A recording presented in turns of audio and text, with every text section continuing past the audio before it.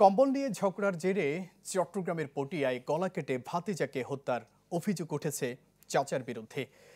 গতরাতে ঘটনাটি ঘটে উপজেলার হাইতগাঁও ইউনিয়নের হাজীপাড়া এলাকায়। নিহত রাসেলের মরদেহ ময়না তদন্তের জন্য আনা হয় চট্টগ্রাম মেডিকেলের মর্গে। স্বজনরা জানান, রাত 10টার দিকে চাচা জালাল উদ্দিনের সাথে রাসেলের একটি কম্বল ব্যবহার নিয়ে ঝগড়া হয়।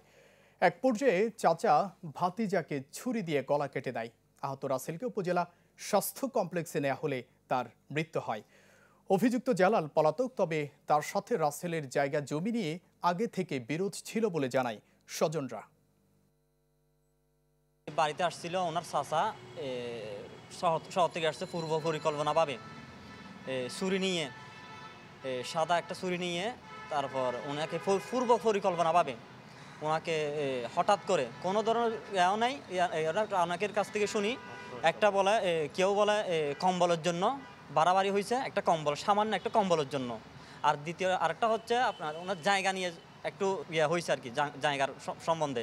এটার কারণে সামান্য জায়গা বা একটা কম্বলের জন্য যদি আপন ভাতিজাকে হত্যা করা হয়, এটা কেমন ঘটনা।